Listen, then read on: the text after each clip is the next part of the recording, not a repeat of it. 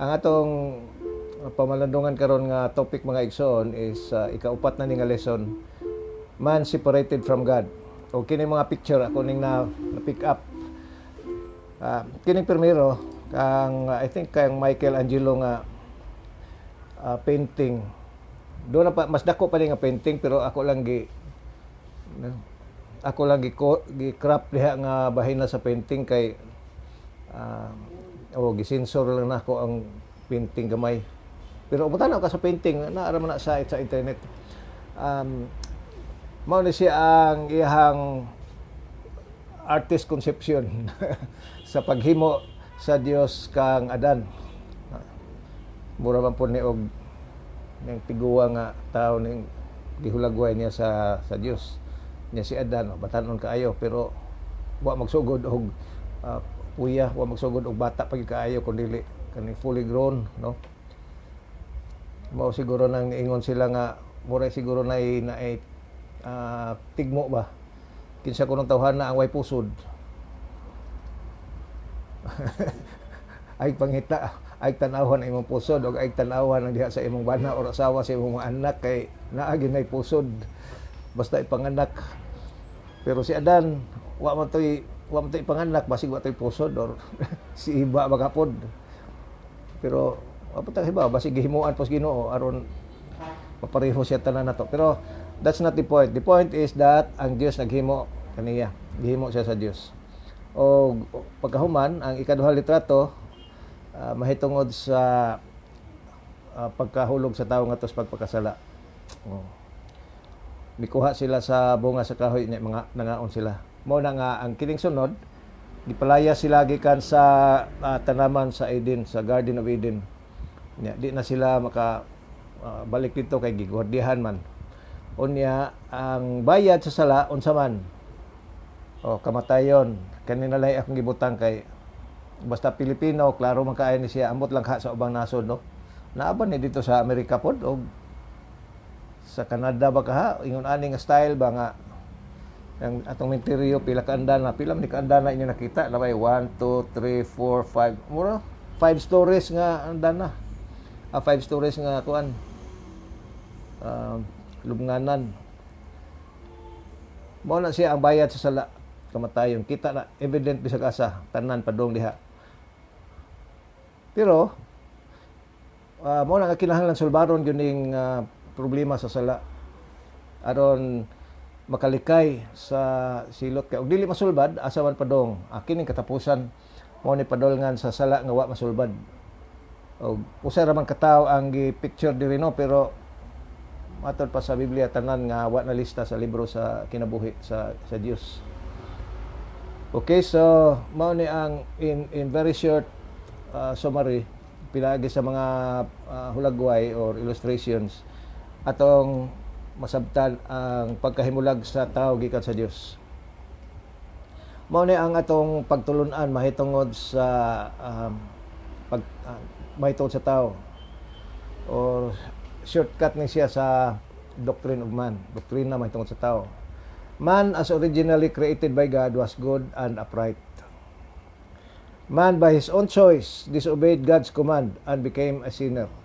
As a sinner, man came under judgment of death, both physical and spiritual, unless he is saved. No? Unless nga maluwas siya gikan niining kamatayon, man is destined for eternal death. Okay? Atong tagsa-tagsaon, man as originally created by God was good and upright.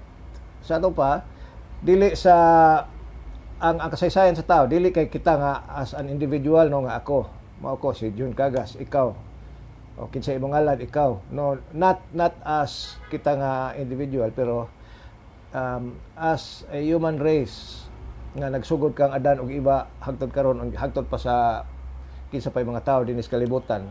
Ang original gyud nato nga kagikan is dili makasasala, kun dili good and upright. Nahitabo lang na sa una nila Adan og niba. Nga naman unsa may nahitabo? Genesis chapter 1 verse 26, niingon ang Dios, God said, "Let us make man in our image, in our likeness." Okay, plano na sa Dios, iyahan ang design. Paghimo tag tao sumala sa atong dagway. Okay? So sama na to. So sa pasabot ana, maingon nga ang Dios sa matarong gitagaan niya og kinaiya nga matarong ang tao og walay sala. So originally ang tao walay sala. Timan-an na to na ha.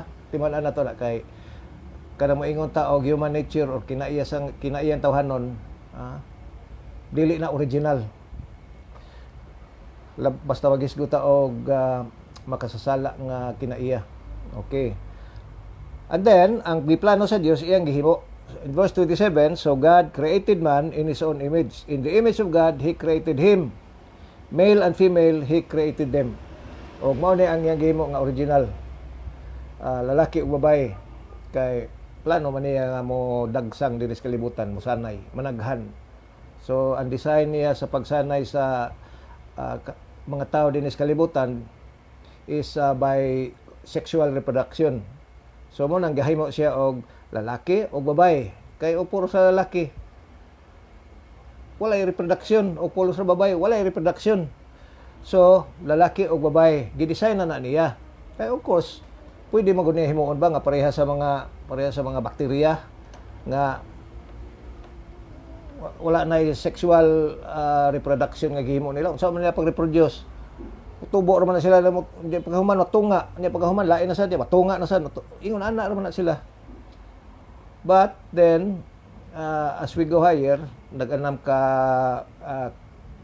complicated ang reproductive process.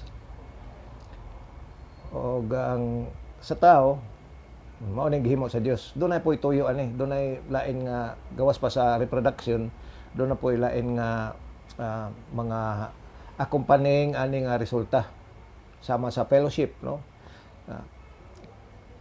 Mga ang bayi ug lalaki lahi-lahing makinaiya, and then they learn together and they grow together. Usa na siya.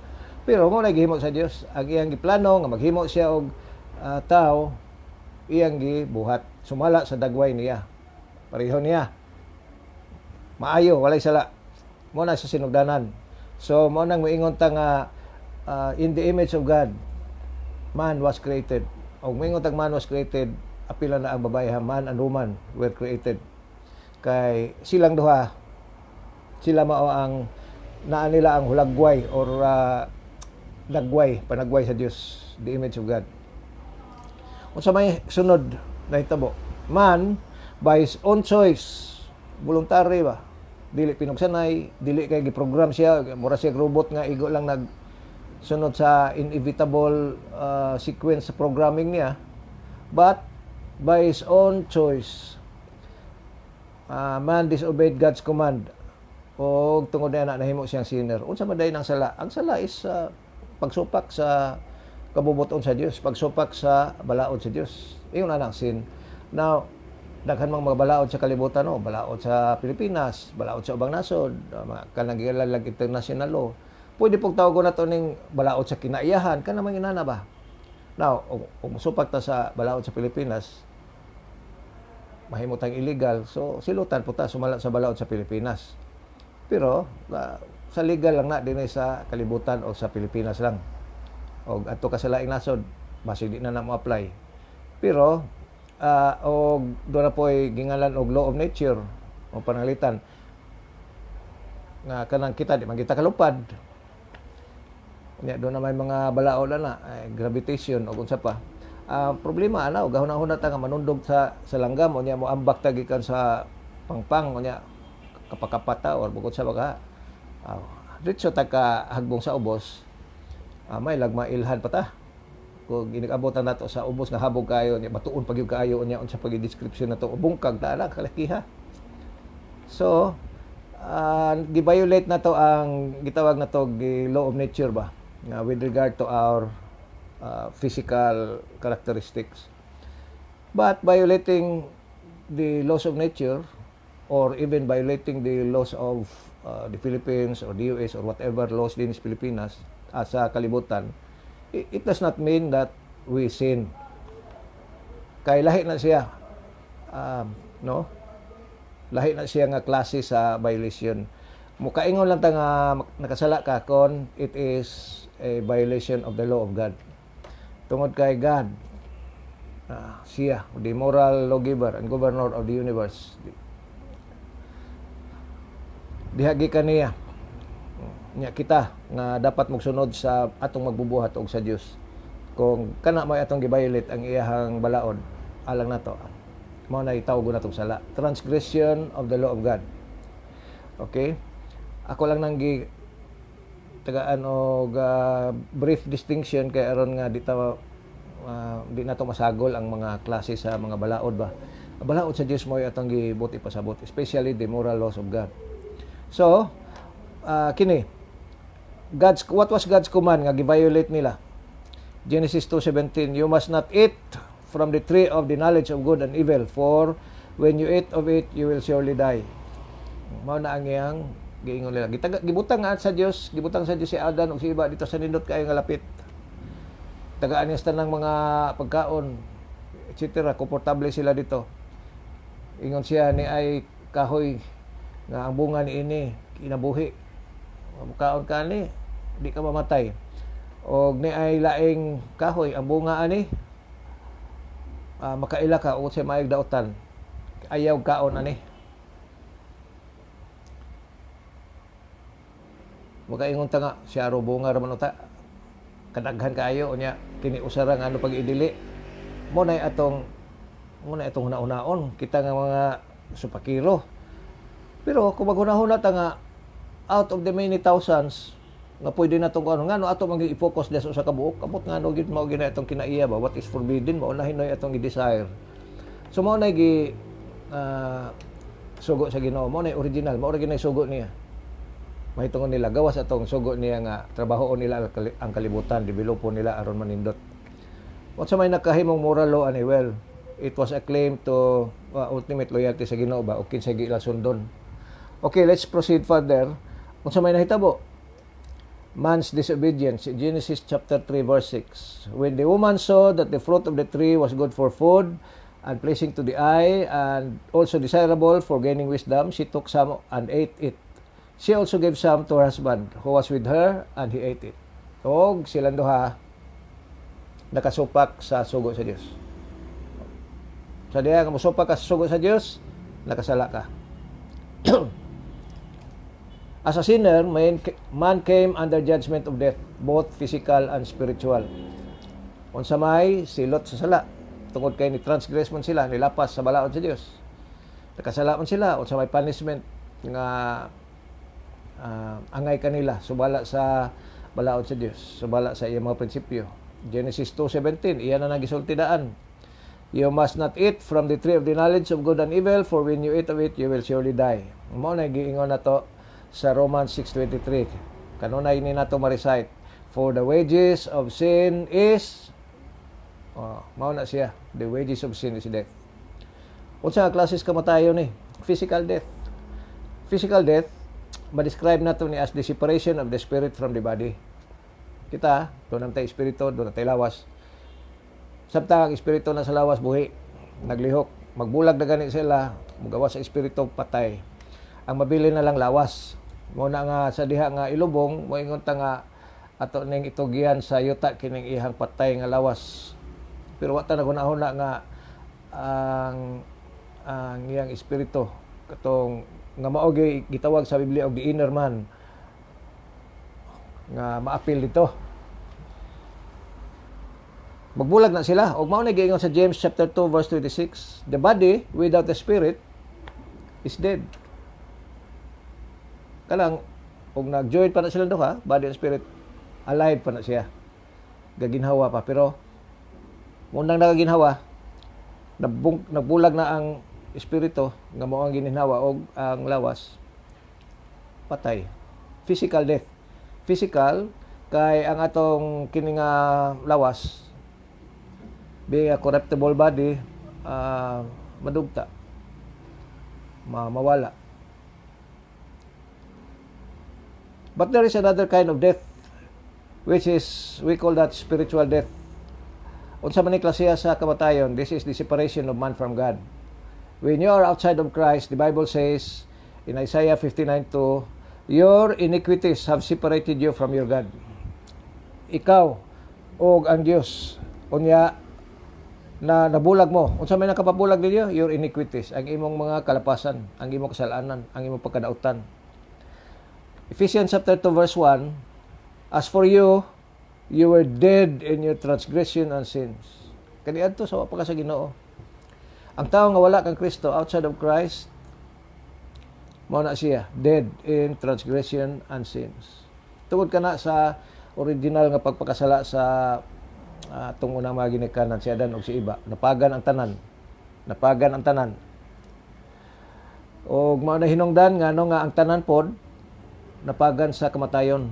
Tungod kay ang tanan nakasala o nakabsan sa himaya sa Dios. For all have sinned and fall short of the glory of God. Mao na hinungdan. Mao na nga everybody dies. Mao nang maingon ta nga man is mortal. Ang tao mortal, in other words, mamatay siya. Mabuhi siya, manikamot, bisag unsaon pa, ma-COVID or why COVID, ma-cancer or why cancer, patay lang gihapon. Ana gina siya. The reason is because of sin. Kay ang Dios mao ang source of life. Unya sa diha nakasalat tawo nahimulag gikan sa Dios. Kining original nga pagkahimulag, spiritual death na siya, separation from God. Unya, ang resulta na, nahimulag siya sa source of life, katinuod nga life na to. So, the germs of death nagsugod o operate sa atong lawas, naginahinay tagka, breakdown. Mga scientists bitaw, magina sila masayod o ngano gyud nga mo breakdown ang atong mga cells, niya mamatay ta. Ngano gyud.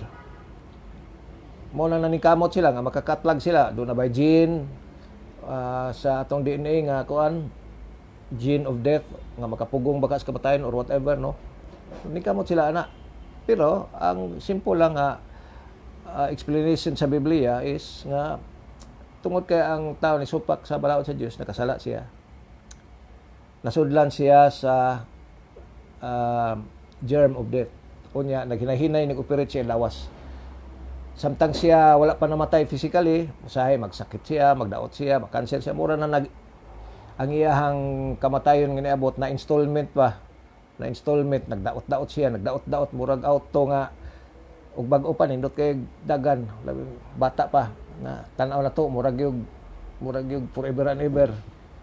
Nya nag-anam ka edad-edaran, nag-anam pud og kagar-kagar ang lawas mga moy engine or sa auto pa, magsige nag-adto sa shop, magpamekaniko na kanunay hangtod. Madugta gina siya. So, ang unang makita na to, ang unang nahitabo is the spiritual death, separation from God, separation from the source of life, which allowed the germs of death to operate, and then mo sunod ang physical death. Mamatay tanan. Mamatay tanan. Pero, timan na to, nga kana siya physical death o spiritual death. Doon na pag-isumpay, ana. Unless a man is saved, man is destined for eternal death. Kung dili madil na atong kahimtang karon, dili lang kay na matay ta spiritually, o nahimulag ta sa Dios, dili lang kay atong lawas mamatay, kanagingala na to mortal, man is mortal ba nga ang espiritu og lawas magbulag. Pero doon na pagidi ay sunod after that kining gitawag og eternal death. Unsa man ang eternal death? Mao na ni ang final nga silot sa Dios kay karon panahon pa man ron nga doon na patay chance mamatay magaling ta sa physical, pero doon na tay chance nga masulbad na to ang hinungdan ana ang cause, which is the spiritual death, nga spiritual separation from God ba. Kung masulbad na to na ma-reconnect tagbalik na to sa Dios, no, pinaagi kang Kristo, mao na atong sunod nga lesson, salvation through Christ. Ma-reconnect tagbalik diha, na-reconnect tagbalik ato sa source of life. Okay? So mga matay magaling ta dinhi sa kalibutan aron makumpleto ang buhat sa sala dinhi sa atong lawas, pero na-reconnected na tagbalik. Ang mahitaboan na is ato nang gisgutan sige, God will resurrect the believer. I-resurrect niya ang mga tao. aron nga dili na gid mamatay. Gikan sa mortality mahimo nang immortal. Unfortunately, alang sa mga tao nga dili ma-reconnect ngadto sa Dios during this lifetime, ang mahitabo nila is eternal death. Mao nay destinasyon may padulngan. Revelation chapter 20 verse 14 and 15 nag-ingon, the lake of fire is the second death. Unsa man ning first death? Ang kanang physical death mo nay first death. No? Mo nay matay taan din. Second death, the lake of fire kaning paabuton sa silot sa unahan pa gyud sa future. Kinsa may moadto dito? Verse 15. If anyone's name was not found written in the book of life, he was thrown into the lake of fire. Mao na siya. Katong masulat sa libros kinabuhi. Kini. Ingno nato nga mao ni libros kinabuhi. Ablihan na to. Page 1, abot kag alphabetical baghana or by chronology bakit sa una. O ako pa siguro by alphabetical siguro kaysa yun na pagkitaon. Okay, so kinsa na lista diri? Nya tawgon imong ngalan. Ikaw sunod. Ya tan-aw dai dito. Wa man diri, sir basig na misplaced to. Asan ko ana. May lang og diri sa kalibutan kay posible nga ma-misplace. Basayo pog encode. Libro sa langit, lisod. Kung di ka makit-an imong nga dito, asa ka padulong? The lake of fire, which is the second death, and that is kana siya mga ison final na siya, final meaning wala nay remedyo ana. Ang remedyo is naa karon na samtang na connect samtang wa pa ta matay physically, mo reconnect ta nga sa Dios. Ang Dios mo sumpay balik na to, ma-relate ta pagbalik sa Dios aron nga makabaton ta og source of life na sad, o malista atong ngalan sa book of life, dili na tama na diha. So mao na akong giingon diri sa ibabaw, unless a man is saved, man is destined for eternal death. Unsay pasabot aning saved? Masave siya gikan sa iyang punishment, masave siya gikan sa iyang penalty nga kamatayon. How? O mo na ato isgutan sa sunod nga lesson. Okay? Kung mao ni ang simplified lang diagram, ang Dios diri sa ibabaw, we have God at the top. Originally, God created man and woman, unya connected sila. But ang nahitabo is man fell into sin and he was separated from God, equals dead. X, walay connection. Mao na ang dagan sa tanang katawhan sa kalibutan karon, tanan, why exempted. Unya ang Ginoo, ang Dios naghatag og chance nato kon ma-restore ta to fellowship with God, tawgon ta og mga linuwas o saved. Unya connected na siya balik sa Dios. Ang padulngan ana dili na kamatayon life. Pero og dili ka restored to fellowship with God, ni ka diri unsaved ka. Og ang padulngan ana death, which is the second death, which is the lake of fire. Mao na ang simple nga diagram nato dinhig son. So unsa may atong buhaton because of that? Kinahanglan magpa-reconnect sa Dios. Og mao na atong leksyon sunod, no? How to be saved. Unsaon pag connect balik sa Dios. Kung di ka kahuwat ana, then what you need to do is you pray. Maingon ka nga, Ginoo, pasaylo ako sa akong mga sala. Og salamat ni Hesukristo nga nga imong gipadala aron magluwas ka nako pinaagi sa iyahang paghatag sa iyang kaugalingon dito sa cross, sa iyang kamatayon, sa iyang kinabuhi. Mangalagad ka sa Ginoo, mosunod ka niya. Amen.